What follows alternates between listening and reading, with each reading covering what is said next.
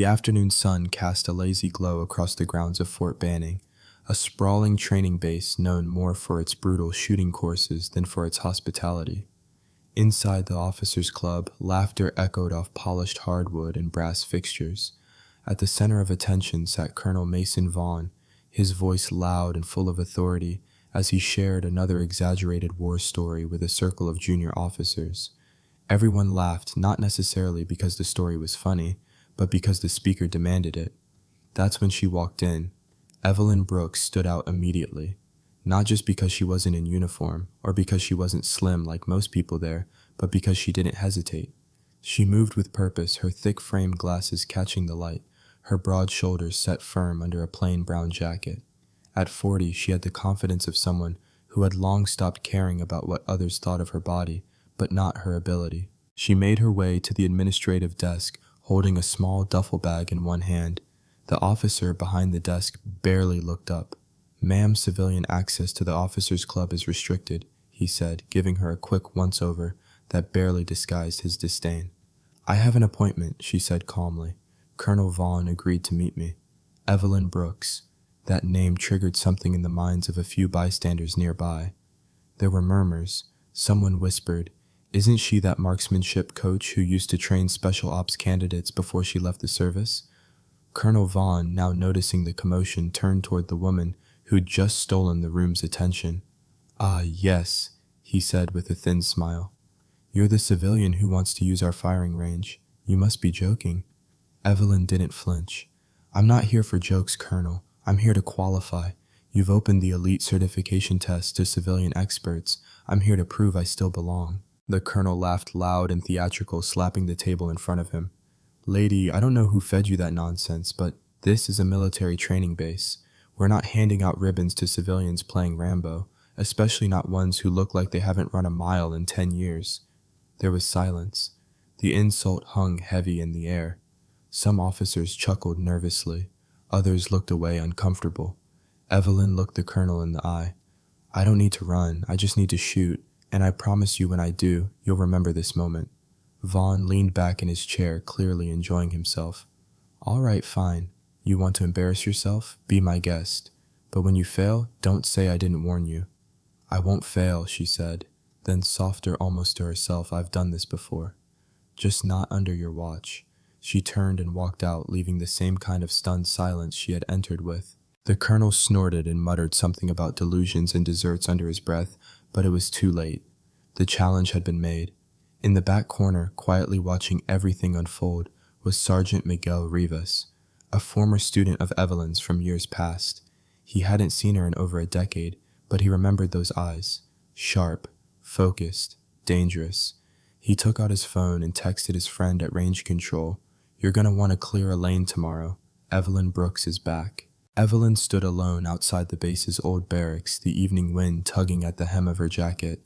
Behind her, the officers' club continued its muffled chorus of laughter and low music. In her hand, she held a photograph creased at the corners of herself in uniform 15 years ago. A different woman, leaner, harder, but the eyes were the same, determined, quietly defiant.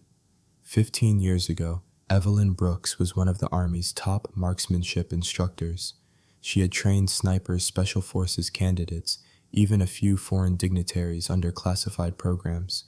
Her reputation was built on consistency control and an almost inhuman ability to read wind distance and bullet drop.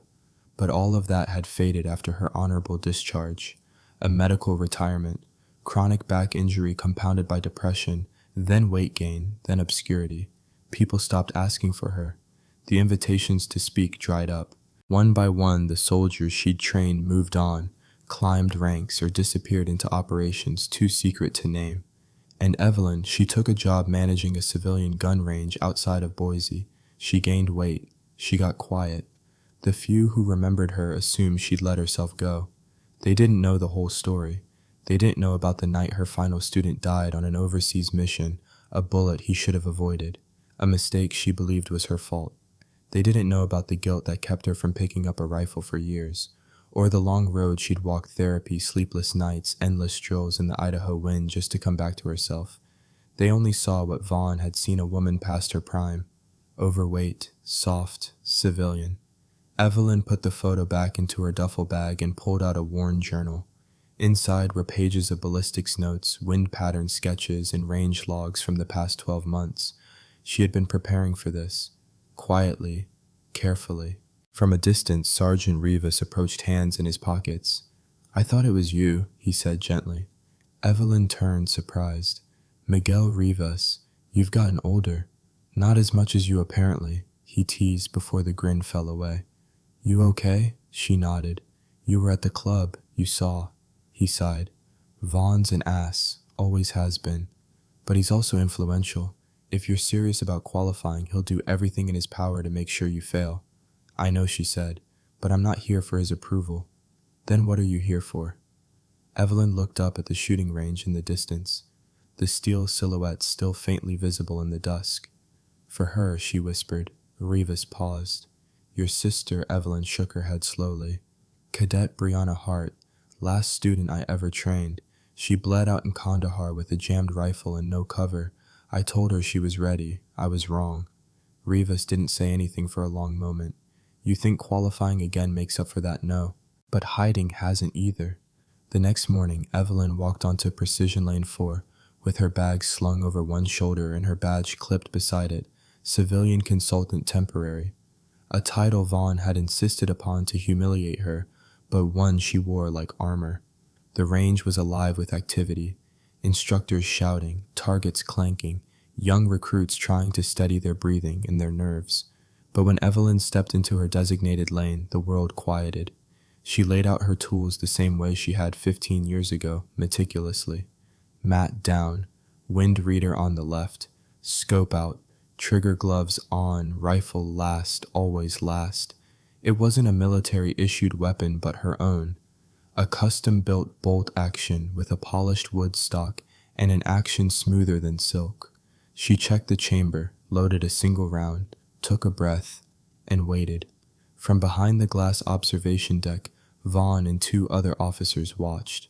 "She'll flinch," he muttered. "They always do when the first shot counts." But Evelyn didn't flinch. She inhaled, exhaled halfway, held it, and squeezed. The report echoed across the range sharp and clean. At 100 meters, the steel target spun dead center. Fluke Vaughn muttered. Evelyn loaded the second round, and so it began. By noon, a quiet crowd had begun to gather along the perimeter of the firing range. Word had spread like wildfire. Some fat lady is challenging Vaughn's marksman. A few instructors came out of curiosity, some out of loyalty to Vaughn, and others out of genuine interest. It wasn't often someone tried to qualify at the advanced tier, especially not someone who looked like Evelyn. Captain Donna Knox stood with arms folded, watching through a pair of binoculars. "That's her fourth bullseye," she muttered under her breath. "At 150 meters. Beside her, Lieutenant Cam Brooks chuckled. Bet Vaughn's blood pressure's spiking. Inside the glassed-in command room, Vaughn watched Evelyn through narrowed eyes, his lips curled with disapproval. "This is theater," he grumbled. "Just a sideshow stunt. She's making a point, not proving a damn thing." Commander Stokes, a logistics officer with no particular allegiance, glanced at the data. "So far, she's outperforming half your third-year candidates." Vaughn slammed his palm on the table. "She's obese, Commander. Let's not pretend that carrying 20 years of stored calories and a civilian badge qualifies someone to handle combat conditions." "She's not applying for combat," Stokes replied. "She's demonstrating skill. Skill doesn't matter if the body can't endure." At the 200-meter mark, Evelyn adjusted her scope slightly, blinked away sweat, and settled into the dirt. Her breathing was calm, shoulders relaxed. The rifle had become a part of her body, an extension of everything she'd once been. Miguel Rivas approached this time wearing his official base instructor gear. He squatted beside her, speaking low. "Colonel's escalating things. He's already petitioned to end your session early on grounds of protocol. I expected that.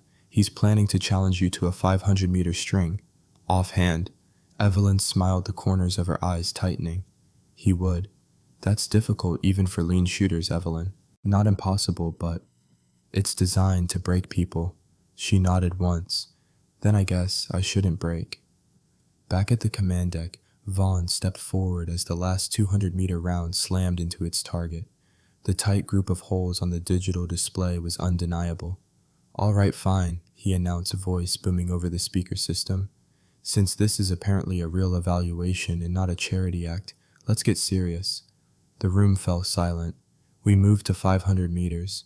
Standing, unsupported. If she hits 3 out of 5, I'll call it a fluke. 4 out of 5, I'll call it a miracle. 5 out of 5, well, hell. Then maybe she really is who she used to be. There were murmurs. Dana Knox frowned. Standing unsupported. That's sniper school final exam level. She's not military. She can decline. Vaughn snapped, but Evelyn didn't. She stood slowly, stretched out her back, and waved off the stool behind her.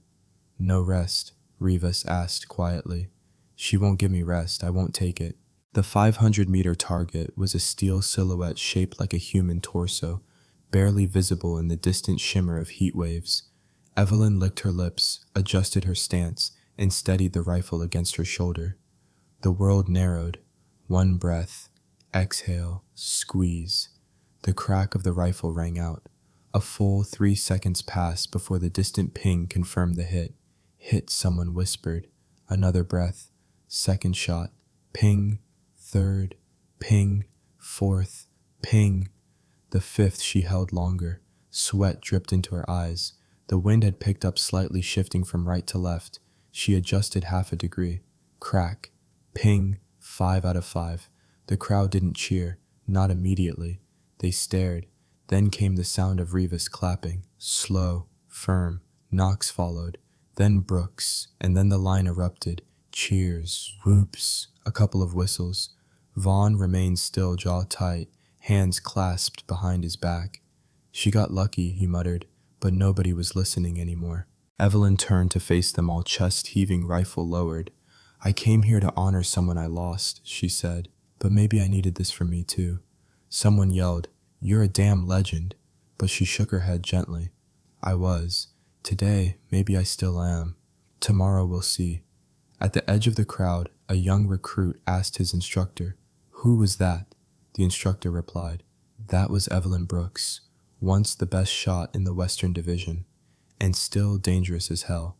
The sun bore down hard, but Evelyn stood taller than she had in years, and in her silence the ghosts of her past stood with her, not judging, just watching. After the echoes of applause faded and the spectators dispersed, Evelyn sat alone beneath the range's shaded canopy. Her rifle, now disarmed and resting on the table, reflected the midday light like an old friend who had come home. Rivas brought her a bottle of cold water and set it beside her without speaking. She nodded in thanks, her hands still trembling faintly, not from fear or exhaustion, but from the strange sensation of being seen again.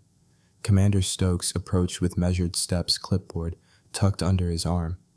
"You understand what you've done today?" he asked. Evelyn met his gaze. "Shot a target."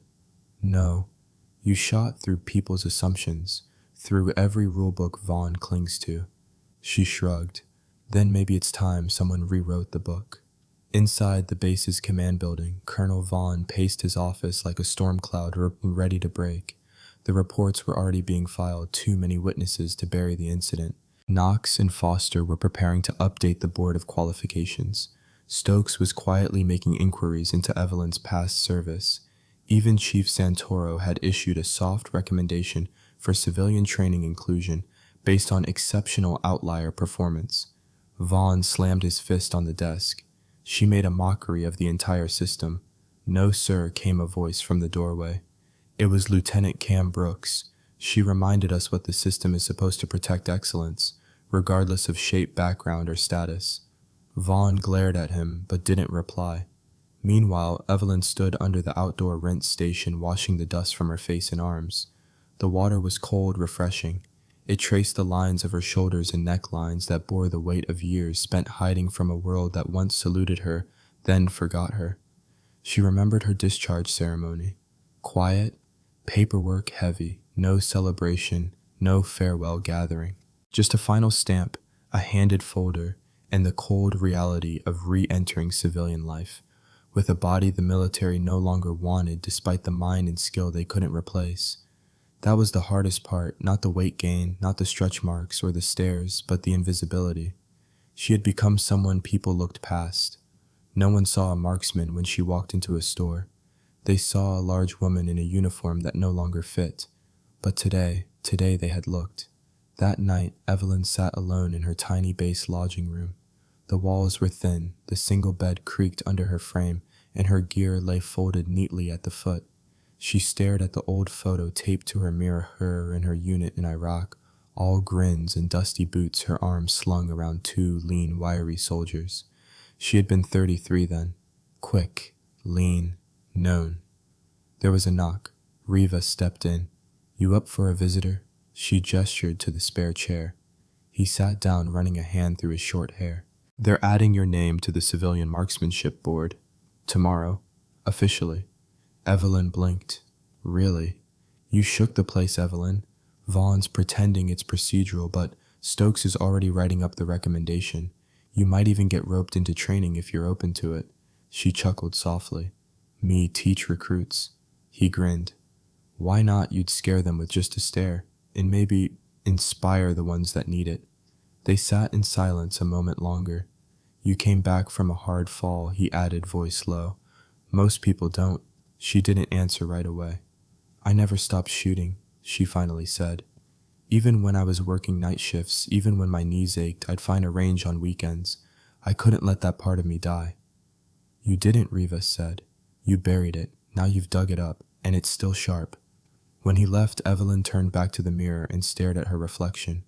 Not the young woman from the photograph, not the janitor she had become, but something new, someone who had endured. The next morning dawned bright and cloudless, as if the very weather conspired to underscore the shift happening on base. Evelyn stood by the range once more, this time not as a curiosity, but as a respected presence. She wore no uniform, no insignia, just the same worn khakis and plain gray shirt from the day before. But her stance had changed, straighter, more anchored. The weight of invisibility had been replaced by the steadiness of recognition. Captain Foster was already there, clipboard in hand, preparing a revised range curriculum. He offered her a respectful nod. "Morning, Morrison." "Captain. Thought you might want to help calibrate some new targets. We're changing the standard layout for long-range practice. Want your opinion." She raised an eyebrow, mildly amused. "You want advice from a cleaning lady?" He grinned. "From the best shooter on this base, absolutely." Nearby, a small group of new recruits still in their first weeks of training were being led by Lieutenant West through basic drills. Their movements were uncertain, full of nervous energy and mechanical awkwardness. One young woman kept fumbling her stance, trying to follow instructions too rigidly. Evelyn watched silently, her fingers unconsciously mimicking correct positioning. "You see that too?" Foster asked without looking up. "Yep. She's trying to copy the manual, not feel the shot." "Would you talk to her?" Evelyn hesitated. Her instinct said no. She wasn't supposed to teach. She wasn't part of the institution anymore. But a quiet voice from within, stronger now, said yes. Not because she needed to prove anything, but because maybe that girl was just like she once was, unsure, untested, and one spark away from either breaking or blooming. She approached slowly, not wanting to startle the trainee. "Mind if I give you a pointer?" she asked gently. The girl blinked in surprise, then nodded. "Breathe first. Before you ever aim, let the rifle feel like an extension of your chest, not something you're holding, but something you are." The girl tried again, and this time her shoulders settled. Her posture softened in the right way, not slouching but natural. Evelyn nodded. "Better. Don't force it. Trust the weapon and trust yourself." From a few yards away, Wes was watching. He said nothing, but he scribbled a note in his pocket notebook. Later that day, Commander Stokes held an informal debrief with base staff. It wasn't mandatory, but word had spread that Morrison would be there, and by the time the chairs filled, a quiet expectancy had settled in the room. Stokes stood at the front, hands clasped.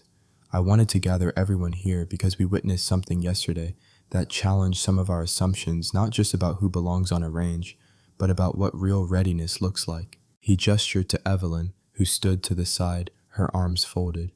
Morrison's performance exceeded qualification standards at every level. But more than that, her discipline, situational awareness, and composure under pressure. reminded us of a truth we sometimes forget: excellence wears many faces. There were murmurs of agreement. Even Knox West, usually expressionless, offered a single solemn nod. Colonel Vaughn was not present, but word was he had received a call from the regional commander that morning. Evelyn's file had been flagged not for disciplinary review, but for commendation. Her original service record was being pulled for a reassessment of her discharge classification, something exceedingly rare. Evelyn herself remained distant from all of this. After the debrief, she quietly returned to the maintenance shed, changed back into her janitorial uniform, and resumed her duties. But this time people didn't pass her by like furniture. A young recruit held the door for her. A master sergeant thanked her for her service. A medic offered her a coffee. She wasn't invisible anymore. That evening in the empty twilight of the range, Evelyn stood alone once more. She set up a single target 800 meters out and adjusted her rifle on the bench. No audience, no clipboard, no expectation, just her. She breathed in, held it, and took the shot. The sound rang out into the dusk. Bullseye. Not for applause, not for headlines, but because she could. Because after all the years, the silence, the weight she'd carried, she had never stopped being a soldier. And now, finally, they saw her. The next week brought an unusual stir across the base. Evelyn's feat hadn't just gone viral within the tight-knit military circles. It had climbed all the way to the regional commander's desk in San Diego. A memo arrived bearing the commander's seal requesting a formal evaluation of Evelyn Morrison's skills, not just a range demonstration, but a comprehensive combat simulation under pressure, the kind reserved for special operations assessments. The message was simple. If her abilities are what the reports claim, let's see if she can outshoot the best in a live simulation. Give her access to SEAL-grade environments. Let her choose her tools. When Stokes read the memo aloud in the officers' mess hall, jaws dropped. A cleaning lady being given the same chance as elite trainees. It was unthinkable. Vaughn, who had returned from a brief leave, scoffed at the news. She had one good day. Now we're handing out medals for janitorial excellence. But even his words lacked the bite they once carried. His authority had been dented publicly and irreversibly. Foster, standing beside Cross, and Lieutenant West leaned forward. "Sir, this isn't just about one day. It's about the fact that none of us expected what she did, and she still delivered." "She's not even enlisted," Vaughn said sharply. "No, she's not," Cross replied calmly. "But she trained harder than half the people who are." The base's senior officers met that evening in a closed-door meeting to finalize the details. Evelyn would face the gauntlet of 3-stage marksmanship and tactical simulation normally reserved for top-tier Navy SEAL candidates. It involved simulated urban combat long-range outdoor firing under shifting conditions and a dynamic hostage rescue scenario requiring split-second decision-making. When asked if she was willing, Evelyn responded without hesitation. "I'll do it, but I want the same expectations. No one lowers the bar for me." The next morning, she was escorted to the compound's private training area dubbed the Crucible. Stokes had assigned Lieutenant West to oversee the trial. Foster and Cross would serve as evaluators, joined by Commander Knox and Chief Santoro. Even a representative from the regional command had flown in to observe. As Evelyn entered the first simulation chamber, an indoor urban maze replicating alleyways and darkened rooms, her heart beat calmly. She had studied this kind of layout in detail during her sniper coursework over a decade ago. The room lights dimmed, sirens blared, and without warning her first target emerged.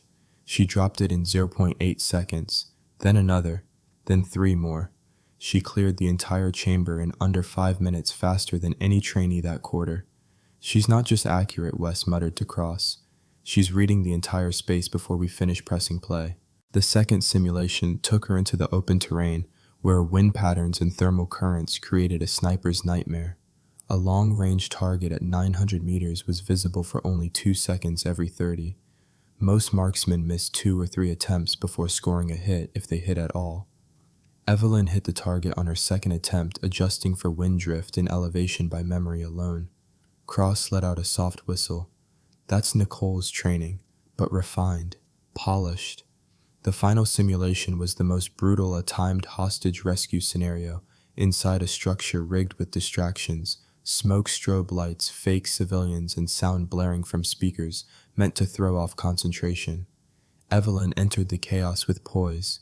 Her rifle never drifted, her eyes never broke rhythm. She cleared the first 2 rooms, neutralized threats with non-lethal precision, and managed to fire a single shot that disarmed a mock assailant holding a foam knife to a dummy's neck without even grazing the hostage. When she emerged, the simulation staff stood in stunned silence. Foster scribbled his notes, then set the clipboard down. "That's the cleanest gauntlet pass I've seen since we started recording scores." Vaughn, present for the trial, said nothing. He looked down at the evaluation forms, visibly uncomfortable. Sir Cross turned to him. "Would you like to record her final mark?" Vaughn hesitated, then picked up the pen. He scratched his name slowly onto the bottom of the form. "She passes." There was no applause, just silence. But Evelyn didn't need cheers. She felt something deeper, a final piece clicking into place. They didn't just see her as competent now. They saw her as one of their own. And this time, it wasn't because she demanded it. It was because she earned it. By the end of the week, the base buzzed with one story: the janitor who had beaten the gauntlet. No one used the word "cleaning lady" anymore, not with the same tone. Evelyn Morrison's name had been entered into the official simulation records, annotated with a footnote, "Civilian Exceptional Clearance." It was a status almost unheard of, reserved for visiting dignitaries, private contractors, and now, her. Back in the mess hall, where it all began, Evelyn sat quietly at a back table during lunch. The seat that used to be ignored had now become a strange magnet. People kept walking by. Some nodded, some paused to ask questions, some just stared. She kept her head down, sipping her coffee with the same calm she'd always had. Except now she wasn't invisible. "Mind if I join you?" came a voice she didn't expect. It was Sergeant Trent Hayes, the same one who had chuckled the first time he saw her wheeling her mop cart down the corridor. He held a tray, eyes a little sheepish. "Sure," she said, gesturing to the seat. "I owe you an apology," he began, but she stopped him. "You owe me nothing," she said plainly. "You weren't the worst." He chuckled, scratching the back of his neck. "Still, it's something else watching you move through that simulation. We have people in my unit who would have panicked under those conditions. You made it look like a walk in the park." She gave a small smile. "It's never been about impressing anyone. I just didn't want the best part of me to be forgotten." "Was it really your mother who taught you everything?" he asked. She nodded. "She was the last person who believed I could be more than my weight. She saw a future for me when no one else did. Even after the academy closed its doors on me, I never stopped training." A few tables over, Corporal Reed was watching. So was Lieutenant West. Even Colonel Vaughn, seated with other officers, couldn't seem to stop his eyes from drifting toward her table. What once would have been judgment now looked strangely like contemplation. Later that afternoon, Commander Rex Murphy summoned Evelyn to the administrative wing. She entered the office expecting a short debrief or perhaps a word of thanks. Instead, he stood behind his desk, arms folded, and nodded toward a chair. "We've been reviewing your scores, your background, your history." "I know I don't qualify," she said quickly. "I'm not here to—" "I didn't say that," he interrupted. "What you've done this past week has changed how we look at you. Not as staff, as a peer." She looked at him, unsure how to respond. "We've discussed a special exemption," he continued. "A civilian can't become SEAL qualified, obviously. But we've extended similar offers in rare circumstances: advisory roles, specialist consultants, private contractor training positions." "You want me to train others?" she asked, blinking. "No," he said with a faint grin. "We want you to train our instructors." The silence between them was heavy. Then slowly Evelyn leaned forward. "You're not joking." "Not even a little," he said. "Your assessment under stress was better than 90% of our active trainers. We'd be fools to ignore that." The next day, a formal announcement was made across the base. Evelyn Morrison would serve as an independent marksmanship consultant. She'd have full access to the range. Her uniform would change from gray janitorial coveralls to a custom tactical instructor set. A badge pinned to her vest bore the words, "Legacy Specialist." The name wasn't random. It came from the tribute Master Chief Cross suggested during the proposal meeting. "She carries a legacy cross," had said. Let her wear it. That afternoon, as Evelyn walked across the courtyard where Vaughn had once humiliated her, she felt a shift in how people moved around her. Not one set of eyes looked past her. Every nod came with respect. The same boots that had once scuffed past her mop bucket now paused when she passed. Near the barracks, she caught sight of Kevin, her father, who had quietly watched everything from a distance. He walked toward her, slowly dressed in a clean button-up and still wearing the lanyard of a civilian staffer. "I saw the ceremony," he said. She smiled. "Figured you would. They say you might get flown to Quantico." "That true?" She shrugged, one step at a time. Then after a pause, she said softly, "Mom would have wanted you there." Kevin's throat tightened. "I wasn't sure you still thought of her that way." "She was hard," Evelyn admitted, "but she was right, and I hated her for years, until I realized how much of her was still in me, and I owed it to both of us to stop hiding." He reached out and pulled her into a rare hug. It was awkward and firm, filled with something long overdue. When they parted, he looked at her like he hadn't in years. "You did it, kid," he said. She shook her head. "No, I started. I'm not done yet." Later that night, Evelyn returned to the range. The sun was low, the targets were still, and the wind was soft. She set up her rifle, adjusted her scope, and lay in prone position. She didn't need to prove anything anymore, but she still fired, because it was who she was. Colonel Vaughn stood alone in his office, staring out the wide window that overlooked the training fields of Naval Station Coronado. Beyond the parade grounds and the concrete obstacle courses, he could just make out the familiar silhouette of the firing range, where the impossible had happened, where a woman he had dismissed, mocked, and underestimated had shattered every assumption he thought unshakable. He hadn't spoken to Evelyn Morrison since her official recognition as a marksmanship consultant. He'd watched the ceremony from a distance, his arms folded, jaw clenched, not out of defiance, but from the slow, bitter digestion of his own failure in judgment. Every salute Evelyn received that day was a reminder that he had been wrong, not just about her, but about what it meant to lead. A sharp knock broke his silence.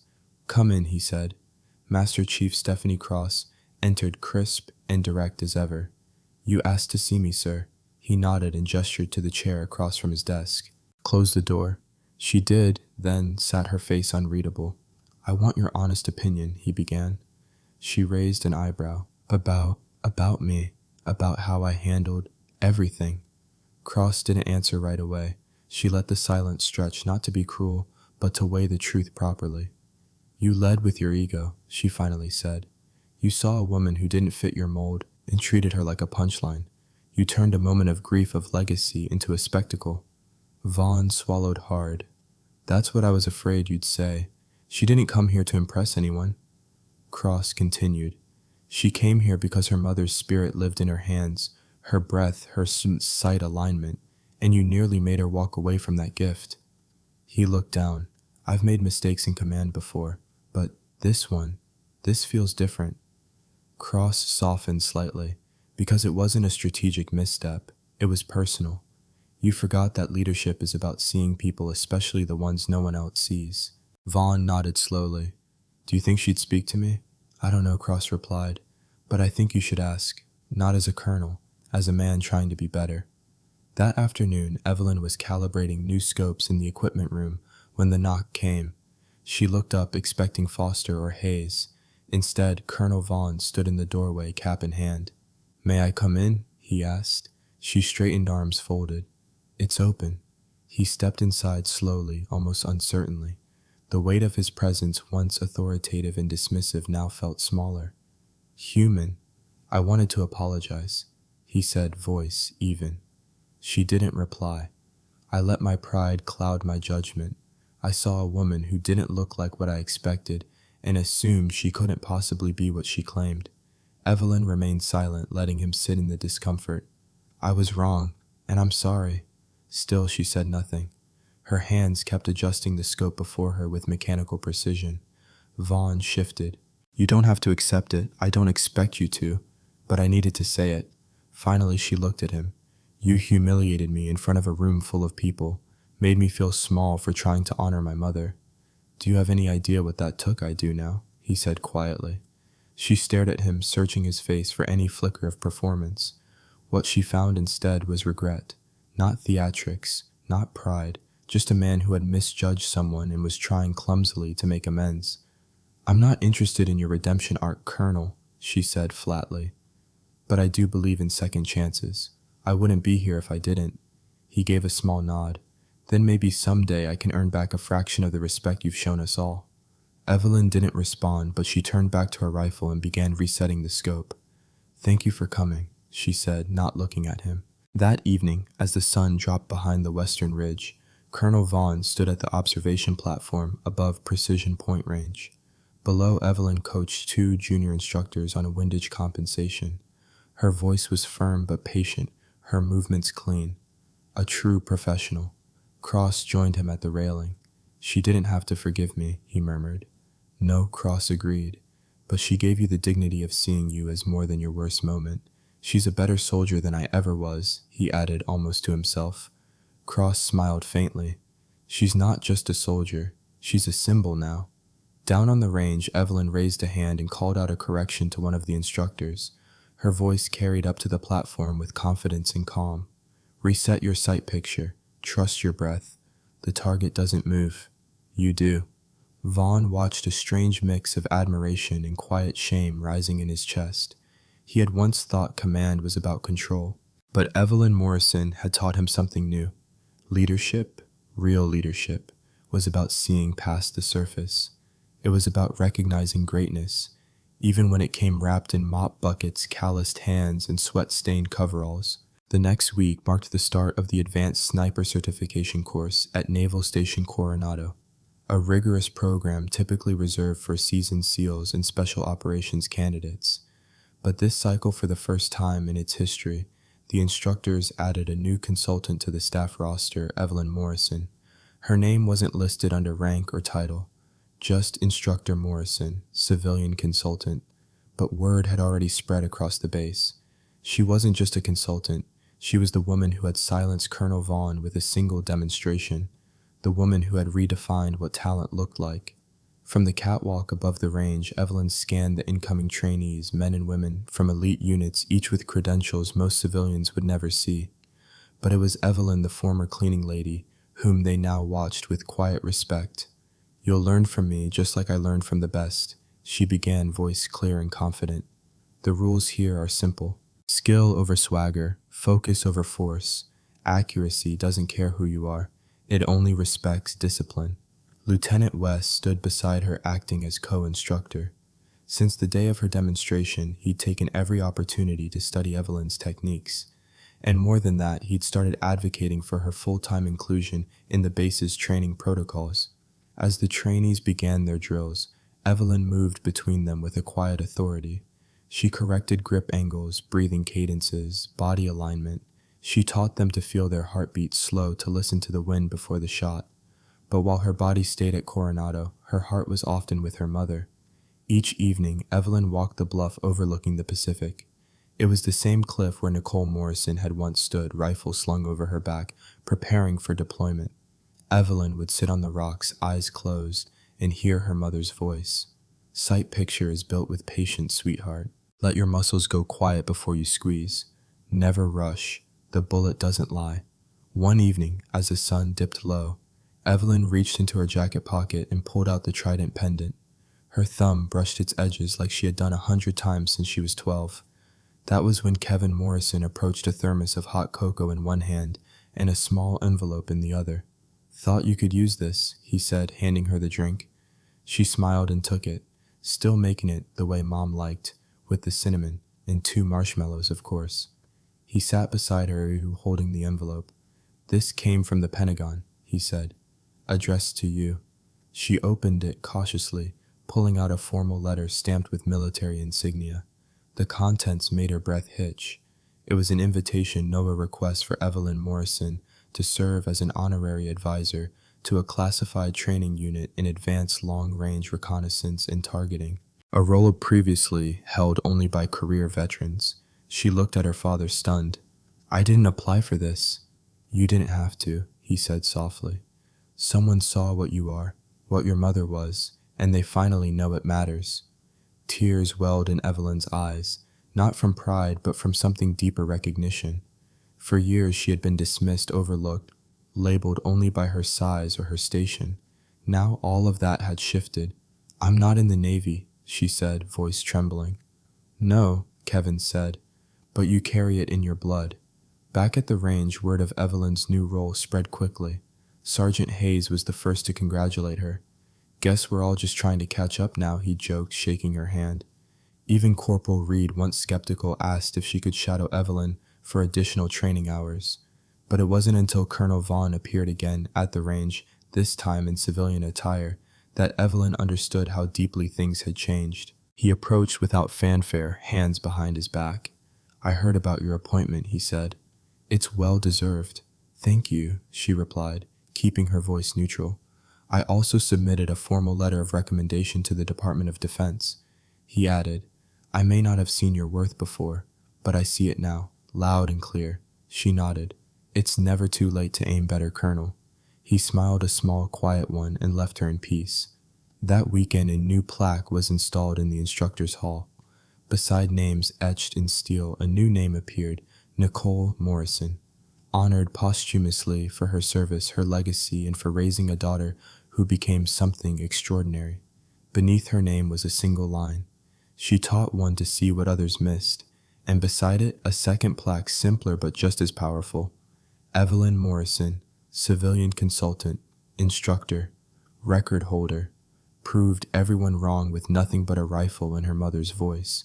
6 months later, Evelyn Morrison found herself standing beneath the steel rafters of the Pentagon's Advanced Marksmanship Research Facility in Virginia. Her reflection caught in the long panel of mirrored glass that separated the observation deck from the test range. She barely recognized herself, not because of how she looked, but because of what she had become. Gone were the janitor's boots and oversized uniform. In their place, tactical slacks and a fitted instructor's jacket with a small embroidered patch, Civilian Advisor Precision Unit 9. The same unit her mother had once supported during classified operations abroad. Behind the glass, a group of elite military strategists, civilian defense engineers, and behavioral analysts observed her movements with scientific curiosity. But Evelyn wasn't there to perform for anyone. She was there to test a new prototype scope developed from her shooting feedback and innovation she had helped engineer through months of collaboration. Lieutenant Knox West was present too, now assigned permanently to the facility as liaison officer. He gave her a brief nod as she stepped into position at the 600-meter range. Targets shimmered in the distance under heat waves rising from the concrete. But Evelyn didn't rush. She closed her eyes, found her breath, and let silence stretch. Then she opened them and saw, not just the targets, but the wind bending the grass at their base, the faint shift of light on the steel rims, the slight drop in barometric pressure felt only by those who'd trained themselves to feel it. She adjusted, fired, and struck true, again and again and again. After 5 rounds, Knox called out, "Perfect sequence." Every impact within 1-2-inch variance at 600 meters. One of the engineers turned and whispered, "She's rewriting what's possible with raw visual compensation." Back in her room that night, Evelyn sat alone with a journal. Not digital, just an old-school leather notebook filled with sketches, calculations, and taped-up photos. One was of her at 12, clutching that worn leather case on the bluff. Another was Nicole, lean, serious eyes full of fire. She added a new photo, her standing beside the new sniper recruits she had helped train, each of them, grinning, some even mimicking her shooting stance with exaggerated pride. A message notification blinked on her laptop screen. From Captain Miles Foster, subject, urgent, speaking invitation, Annapolis Academy. Evelyn clicked. "Dear Ms. Morrison, the Academy would be honored to have you address our graduating class on the subject of overcoming bias and redefining excellence. Your journey has already inspired countless cadets." She stared at the screen for a long time, then slowly smiled. A month later, Evelyn stood at the podium at Annapolis. The room was full of fresh-faced cadets in dress whites, their families seated behind them. She wore civilian formal, nothing flashy, just her presence, her voice, and her story. "I was not supposed to be here," she began. "I was too poor, too heavy, too invisible. I was someone the world thought belonged in the background, scrubbing floors in silence. Even I believed that for a time." She paused. No notes, no script. But then I remembered my mother, a woman who never asked permission to be great, who taught me how to breathe through fear and aim with purpose. She glanced at the front row, where her father sat beside Master Chief Cross, both of them trying and failing to hide their pride. I stand here not because I broke records, she continued, but because I refused to let someone else's assumptions become my limits. Thunderous applause followed, but Evelyn didn't bask in it. She simply stepped down and shook the hands of the cadets one by one, whispering to each, "Be better than they expect." Years later, Evelyn would train Navy snipers who would go on to make history. She would consult on targeting software used in defense satellites. Her journals would be published posthumously under the title Beyond the Scope, Required Reading, at multiple military academies. But the story that would pass most quietly whispered among cadets late at night, or passed from instructor to trainee, was the story of the obese woman no one believed in. The woman who once scrubbed the floors of the very base where she would later teach. The woman who proved that precision was not just a skill, but a statement. That legacy did not require a uniform, only the courage to take the shot when no one else believed you could.